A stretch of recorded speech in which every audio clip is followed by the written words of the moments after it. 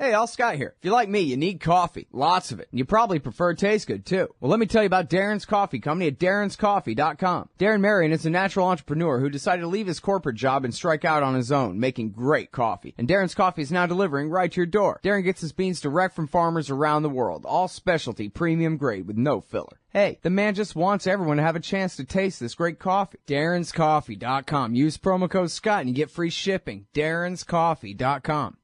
All right, you guys, welcome back to the show. I'm Scott Horton. It's my show, The Scott Horton Show.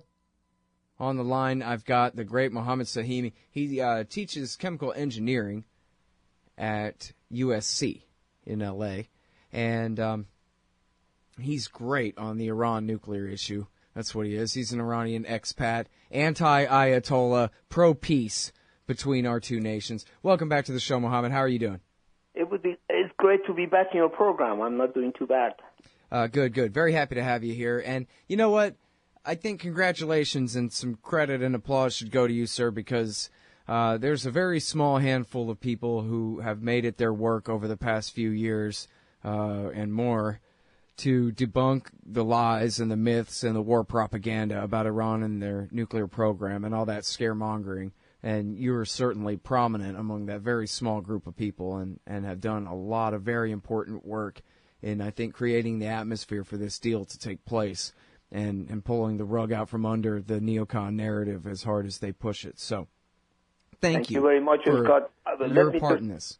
Oh, thank you very much. Let me just say that all I did was the duty that I feel as a human being to oppose any effort to impose a war on this country and innocent people of Iran.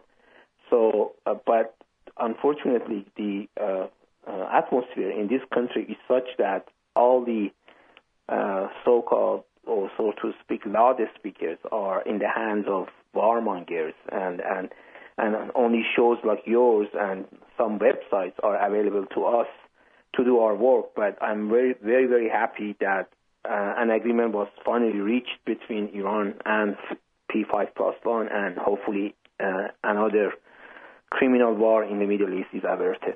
Yeah. All right. So now let's skip the deal for a second. We'll go back to it, but let's skip straight to the Congress and what happens next here. Now, I thought I understood this, but now I think maybe I'm actually confused about it.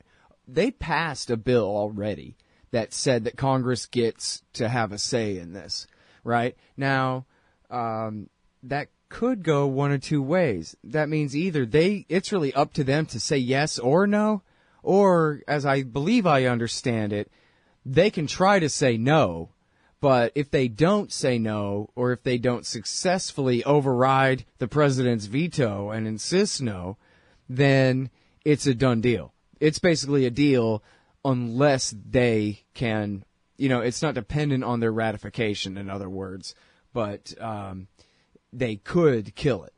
Is that your understanding? My understanding is that, first of all, as you said, Congress has the right to vote on it. Secondly, if they vote on it and turn it down, the president can veto it. Third, after the president vetoes it, they can try to override it. Now, if they cannot override it, then it's a done deal.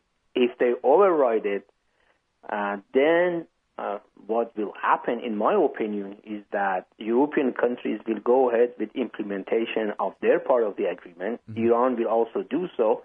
If U.S. wants to choose to keep its sanctions against Iran, is up to them. But I don't believe the coalition that President Obama created between U.S. and European countries in order to impose all these sanctions, particularly on financial institutions, banks, and so on, I don't think that will last. I think it will collapse because it will show to the world that Iran negotiated in good faith. Iran signed the agreement. Iran is ready to implement its part of the deal, and it is U.S. Congress that doesn't want to deliver the U.S. part of the deal. And therefore, in that case, I think the coalition for economic sanction against Iran will collapse, but that remains to be seen. But now, on the very narrow question of the Congress, the president does not require a yes vote from both houses for this thing. That's true. Yes. That's what it would. A no vote is what it would take to kill it, and one that overrides his veto. But he's not dependent on them to say yes in order for it to be implemented. That's true. And we have to also remember that the agreement is now is going to go to UN Security Council. Right.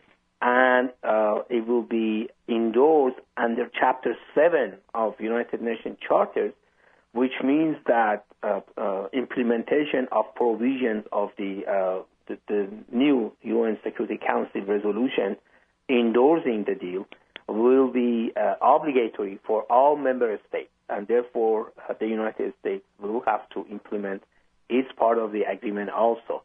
Of course, unless the president backs down, but I don't think he will, though. So, all right. So let's see. We still got a couple of minutes to get into this thing. First of all, was there anything in the deal that really surprised you, as far as anything the Americans or Iranians were willing to agree to that you hadn't seen indicated previously? Well, I must say that compared to public pronouncements of Iranian diplomats, Iran has made much important concessions that they had admitted publicly. When I read the entire agreement, Iran has made many major concessions that at least Iranian diplomats had rejected them publicly, and they have said that they would never agree to it. Now, whether that was political maneuvering to get more leverage or not is subject to debate. But, for example, Iran had insisted that arms embargo should be lifted as part of the economic sanctions. But now, according to the agreement, the arms embargo will be lifted after 5 years. And the embargo on ballistic missile technology will be lifted after 8 years. The other thing that the other major concession that Iran made was regarding research and development for advanced centrifuges. Iran will be allowed to do research on advanced centrifuges using only a single centrifuge for the first 8 years, and for the 9th and 10th years, Iran will be allowed to do research and development with only 30 centrifuges, and Iran will not be allowed to develop any centrifuges beyond what it already has developed and is testing, namely IR4, IR5, IR6, and IR8. Of course, these are quite advanced according to the information that I have. So there may not be any need for more advanced centrifuges, but at least technically and legally, Iran will not be able to do that. So these are basically the things that surprised me. The other aspect of agreement that surprised me was the great detail. Everything is accounted for. Every scenario is considered. Every mechanism is brought up, and so on and so forth. So that's why we have a document that is 158 pages, including the agreement itself and the annexes that it has, that describes how this agreement is going to be implemented. Mm-hmm. All right, now, so I guess we won't really have time to get into this here before the break, but the question when we get back from the break will be about what seems to be the only dispute that's based on actual facts at all that I've heard. I mean, there's plenty of crying by the war party in hyperbolic terms, but the only substantive criticism I've seen is about how much time the Iranians will have to delay before allowing inspectors into any military site where they might want to look, and that the Iranians will be able to sneak all their incriminating evidence out the back door and that kind of thing. So music's playing. We got to take this break. When we get back, we'll get an answer to that and a lot more with Mohammad Sahimi, expert on Iran's nuclear program and these current and now finally successful negotiations over their nuclear program. Back in just a minute. Hey, I'll Scott Horton here for Liberty.me, the social network and community-based publishing platform for the liberty-minded. Liberty.me combines the best of social media technology all in one place and features classes, discussions, guides, events, publishing, podcasts, and so much more. And Jeffrey Tucker and I are starting a new monthly show at Liberty.me, Eye on the Empire. It's just $4 a month if you use promo code SCOTT when you sign up. And hey, once you do, add me as a friend on there at scotthorton.liberty.me. Be free. Liberty.me. All right, you guys, welcome back to the show. Boy, we must be living in the future if we got an Iran nuclear deal right now. Yeah, a little more than halfway through 2015 already. We've been talking with Mohammed Sahimi about this manufactured crisis, as Gareth Porter calls it, for a long, long time now. Real sigh of relief, I think, that we finally got this thing. It's not over yet. Of course, all the crazies are just going crazy, so we still have that to deal with. Although, as we're talking about, things in the Congress look pretty good for them being unable to thwart the president at this point on the deal. But anyway, so I wanted to try to see if you think there's any credibility to the criticisms that the War Party has found in there for the method by which the international community is to resolve with Iran any disputes over attempts to inspect their military sites. Now, I think we could even take as the basis of the argument that only a lying cuckoo doesn't really mean it. You know, a disingenuous argument would be that there should be absolute snap anytime, anywhere inspections on all Iranian military bases. But does it really have to take 25 days to finally get around to getting back and getting inspectors in there? And Mohammed, isn't that enough time for them to sneak all their guilty experiments and weapons production out the back door? I don't think so. Let's say that Iran did actually do something that was in violation of its obligation. There is no way that they could, so to speak, clean up where they did anything in 25 days. I would say even in 250 days, because if they did any experiment with any nuclear material or did anything with nuclear material, there would be a fingerprint of it, no matter how hard they tried. Every expert knows that. The technology is so advanced that they can find particles per billion of nuclear material in any site where such experiments has been done. Now, if they do, for example, let's say they did experiment with conventional explosives, high-power conventional explosives that Iran is banned to do, even that would be very difficult to get rid of in 24 or 25 days. So all these noise about, Iran will be able to clean up its act or clean up the site and cover everything. It's just total nonsense to say that Iran will be able to clean any site, to clean up any site in which they did some experiments or did something that is in violation of their obligation. We have to remember that such claims were also made about the Parchin site in the past, but when the IAEA went and visited Parchin in 2005, and they visited twice in February and November of 2005, and the second time that they visited in November of 2005, they also had one snap visit to a sixth building, because it had been agreed that they would visit 5 buildings of their own choices. But after they visited the 5 buildings that they had chosen, they suddenly asked for a visit to a sixth building, and Iran right there agreed to allow them to go into that sixth building. And they went into the sixth building.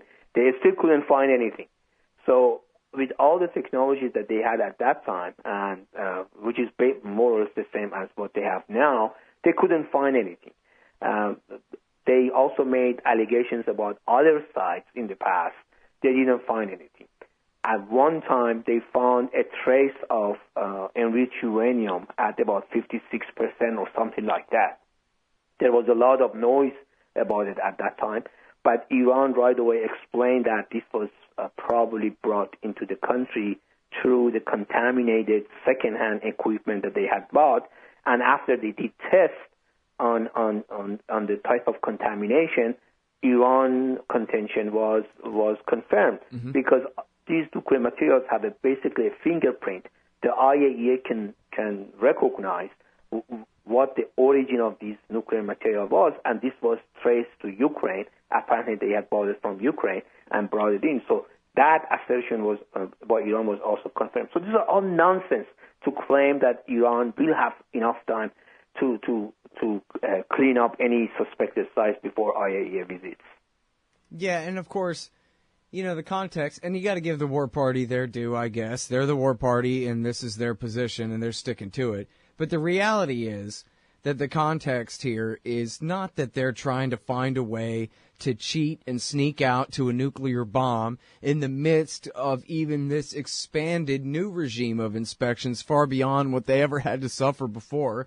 The context here is they've had their hands up all along. Now they're holding them up even higher and saying, don't shoot. Here, look through our books. Look through our stuff. Go ahead.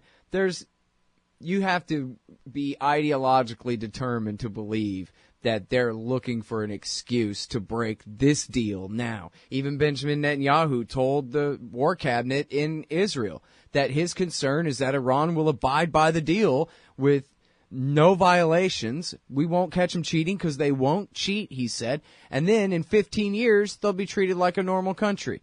And he doesn't even really say things, then they'll try to make a bomb then. He just kind of says, and then wouldn't that be terrible if we didn't have him as an enemy anymore, I totally agree. I mean, you put your finger on the right point.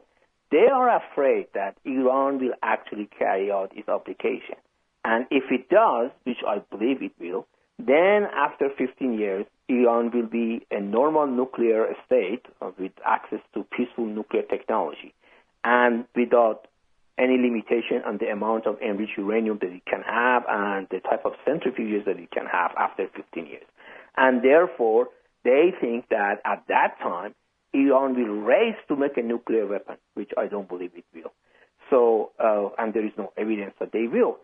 The time that Iran was in great danger of being attacked was during the Bush administration, especially in the heydays of mission accomplished after Saddam Hussein regime was toppled in 2003.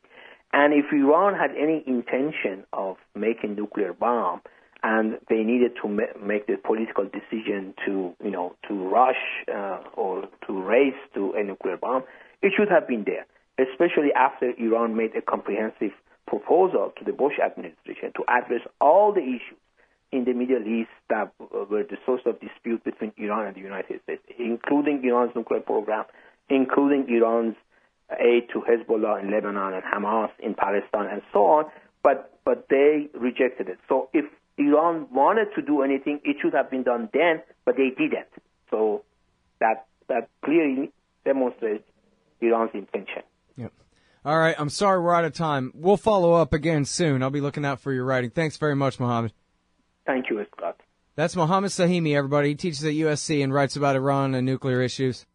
Hey, y'all, Scott Horton here for The Future of Freedom, the monthly journal of the Future Freedom Foundation at fff.org/subscribe. Jacob Hornberger, tireless champion of liberty and president of the FFF, brings you the best libertarian writers every month on the topics that need our treatment the most. Read Jacob, Jim Bovard, Anthony Gregory, Wendy McElroy, Joe Stromberg, and more every month in The Future of Freedom. It's just $25 a year for the pocket-sized print edition, $15 to read it online. The Future of Freedom, fff.org/subscribe.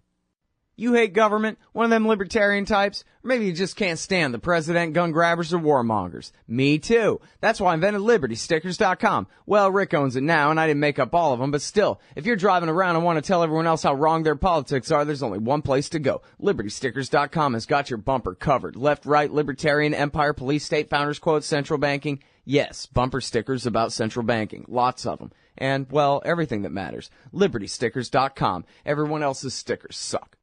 Hey, Al Scott here. If you've got a band, a business, a cause, or campaign, and you need stickers to help promote, check out thebumpersticker.com at thebumpersticker.com. They digitally print with solvent ink, so you get the photo quality results of digital with the strength and durability of old-style screen printing.